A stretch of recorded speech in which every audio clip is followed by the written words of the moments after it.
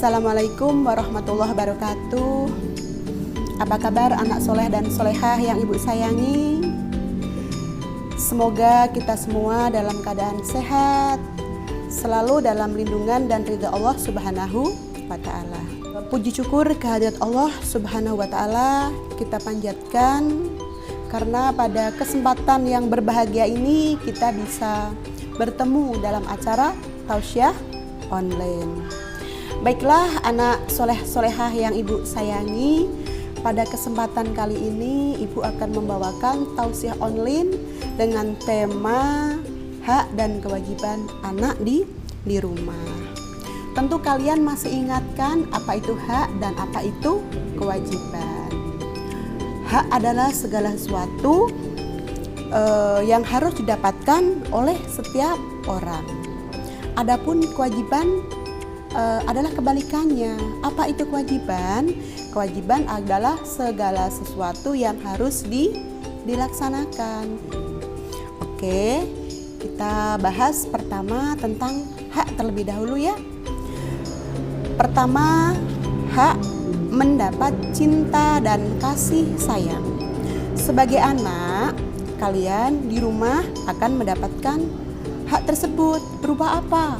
Berupa pelukan dari anggota keluarga, dari ayah bunda, dari kakak, dari adik, juga mendapatkan ungkapan kasih sayang, ciuman. Itu tadi bentuk salah satu hak mendapat cinta dan kasih sayang.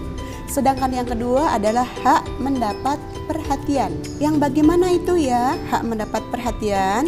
Yaitu dengan kita kalian ya, bukan kita ya, kalian sebagai anak akan mendapatkan kecukupan, dicukupi kebutuhan materinya, juga mendapatkan perhatian bentuknya apa? Bentuk kasih sayang juga.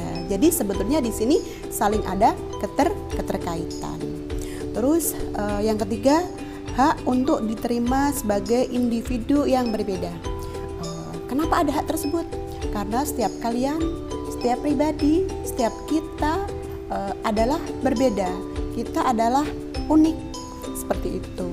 Jadi dengan keberbedaan tadi, kita, kalian, semuanya punya kelebihan masing-masing. Jadi sebagai anak akan mendapatkan haknya untuk diterima sebagai pribadi yang berbeda, sebagai individu yang berbeda. Ingat ya, kita jangan terfokus pada kekurangan, tapi kita fokus bahwa kita punya kelebihan. Jadi kelebihan itu kita ada beda dengan yang lain di kelebihan kita masing-masing. Hak yang nomor 4 adalah hak mendapatkan makanan. Nah, kenapa ada hak mendapatkan makanan? Kan anak-anak belum bisa bekerja, belum bisa berusaha. Jadi kalian masih menjadi tanggung jawab orang tua. Untuk apa sih hak mendapatkan makanan tersebut? Nah, makanannya ternyata untuk apa? Untuk tumbuh kembang kalian, untuk kesehatan kalian. Ketika kalian bisa tumbuh dan berkembang sesuai umur kalian sehat, maka kalian pun akan bisa nanti menjalankan kewajibannya. Terus hak kelima sayang, hak nomor 5 adalah hak mendapatkan perlindungan dan keamanan. Itu yang bagaimana ya hak mendapatkan perlindungan dan keamanan? Nah, di sini orang tua itu biasanya akan melindungi kalian, akan menjaga kalian. Contohnya, sebagai contoh gini, kalian pengen bermain sementara cuacanya mendung, gelap, bahkan petir menggelegar. Sebentar lagi akan hujan deras. Nah, orang tua di rumah pasti akan melarang kalian untuk keluar. Kenapa? Karena berbahaya. Begitupun ketika malam-malam pengen keluar, pasti tidak akan diizinkan. Terus ini anak-anak yang sudah agak gede dikit, yang sudah bisa naik sepeda, atau mungkin yang sudah berani bawa motor, pasti akan dilarang sama orang tuanya. Kenapa? Demi keamanan kalian. Masa anak kecil naik motor di jalan, kakinya belum nyampe ke tanah, terus juga belum belum bisa pegang motor tadi berat, kalian sudah pengen naik motor. Nah, maka kalian akan mendapatkan hak perlindungan keamanan. Bagaimana caranya? Ya tadi, dengan diarahkan sama orang tua bahwa belum boleh bawa motor di jalan, dan beliau-beliau orang tua pasti akan melarangnya. Ingat ya, ketika orang tua melarang bukan karena tidak sayang, justru karena sayang untuk melindungi dan menjaga kalian. Nah, sekarang kita menginjak ke hak yang keenam. Apa itu? Hak mendapatkan bimbingan belajar. Sebagai contoh apa ya? Contohnya ketika kalian mengerjakan PR, mendapat PR. Nah, orang tua di rumah atau kakaknya kan membantu, mendampingi kalian mengerjakannya. Apalagi sekarang saat musim pandemi, musim COVID-19, belajarnya masih di rumah. Bapak Ibu guru belum bisa mengajarkan kalian untuk tatap muka di sekolah. Jadi belajar di rumah akan didampingi oleh orang tua ataupun oleh kakak. Nah, itu tadi beberapa hak kalian yang akan dapatkan, hak anak di rumah. Sekarang kita akan bahas, tadi sudah dibahas hak anak. Sekarang di samping punya hak, maka ada juga kewajiban yang harus kalian laksanakan. Kita mulai ya, kewajiban yang pertama. Apa itu? Yang pertama adalah wajib berbakti kepada kedua orang tua. Nah, dengan adanya berbakti tadi, maka akan timbul berkah dalam hidupnya.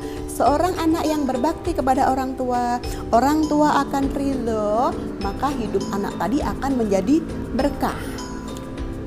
Ketika berkah hidupnya, insya Allah semuanya akan enak, semuanya akan lancar. Nah, bagaimana caranya di sini kita dalam berbakti? Dengan cara membantu tugas orang tua di rumah, merawat orang tua, patuh pada perintahnya, ya. Patuh pada perintahnya, taat pada perintahnya, juga menjauhi larangan. Larangan siapa? Larangan orang tua. Terus kewajiban yang kedua adalah kewajiban membantu orang tua. Contohnya apa? Ayo yang suka kalian kerjakan ketika membantu orang tua. Semisal membersihkan rumah, membereskan mainan ketika sesudah bermain, membantu menjaga adik. Nah, ketika kita membantu orang tua, kita harus ikhlas. Ingat apa sayang? Ikhlas. Nah, dengan adanya rasa ikhlas tadi, maka akan tertanam jiwa sukarela. Ingat, ikhlas, sukarela, maka akan tumbuh karakter ringan tangan. Nah, sekarang kita ketiga. Kita punya kewajiban di rumah, wajib belajar di rumah. Nah, ketika kita di sekolah, kita belajar di sekolah sama Bapak Ibu guru. Sesudah sampai rumah, kita punya kewajiban untuk belajar, mengulang kembali pelajaran yang sudah didapatkan, dan membaca atau mempelajari pelajaran yang esok akan dipelajari. Kewajiban nomor 4 adalah membahagiakan orang tua. Bagaimana ya cara membahagiakan orang tua? Ternyata gampang, tidak susah untuk membuat orang tua bahagia. Bagaimana caranya? Dengan cara berbuat baik pada orang tua, berbuat baik pada anggota keluarga, juga patuh kepada orang tua. Itu adalah bentuk kita untuk apa? Membahagiakan orang tua. Jadi jadilah kalian anak-anak yang siap sedia selalu membahagiakan orang tua. Terus kelima, kewajibannya apa? Menjaga nama baik keluarga. Nah, di sini bagaimana ya cara kalian untuk menjaga nama baik keluarga, menjaga nama baik orang tua? Dengan selalu berbuat baik kepada siapa saja. Ingat, berbuat baiknya kepada siapa saja, tidak pilih-pilih, harus selalu berbuat baik. Kita jaga nama baik orang tua, kita jaga nama baik keluarga. Nah, berbuat baik, menjadi anak yang ramah, tidak sombong ya sayang ya, hormat kepada yang lebih tua dan sayang kepada yang lebih muda. Dengan begitu orang tua kalian pasti akan bahagia. Selanjutnya kewajiban keenam. Apa itu? Patuh kepada orang tua. Bagaimana ya cara patuh? Patuh kepada orang tua adalah mematuhi segala peraturan yang ada dalam rumah kalian. Pasti setiap rumah punya aturan sendiri-sendiri. Misalnya yang bagaimana? Misalnya ketika jam 9 anak-anak harus sudah tidur. Misalnya sore hari sesudah sholat asar anak-anak murojaah. Habis maghrib, habis sholat maghrib, makan bersama, dilanjut belajar. Nah, itu peraturan misalnya tadi misalnya aturan yang ada di rumah masing-masing. Jadi kalian harus mentaatinya, harus patuh sayang ya. Nah, terus dengan adanya tadi aturan-aturan tadi, aturan di rumah kalian masing-masing, kalian mematuhinya, maka akan timbul rasa tanggung jawab bahwa kita harus melaksanakan aturan di rumah tersebut. Tanggung jawab ya, berarti aturan harus dilaksanakan, berarti tanggung jawab. Nah, tadi kita belajarnya hak dan kewajiban. Di sini juga akan ketika kita melaksanakan kewajiban berarti kita bertanggung jawab atas tugas atau kewajiban. Itu yang Ibu sampaikan sayang ya. Jadi sekali lagi bahwa kalian punya hak di rumah dan punya kewajiban di rumah. Hak itu segala sesuatu, apa kesimpulannya? Hak adalah segala sesuatu yang harus diterima. Dan kewajiban adalah segala sesuatu yang harus dilaksanakan. Dan ingat ya bahwa keridhaan Allah itu ada pada keridhaan orang tua. Dan kemarahan Allah juga ada di dalam kemarahan kedua orang tua. Itu sesuai dengan hadis riwayat Al-Tirmidzi. Demikian yang dapat Ibu sampaikan, mudah-mudahan bermanfaat. Selamat belajar sayang ya.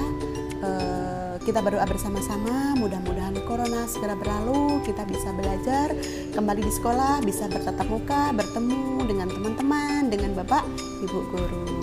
Demikian dari Ibu sayang ya. Assalamualaikum warahmatullahi wabarakatuh.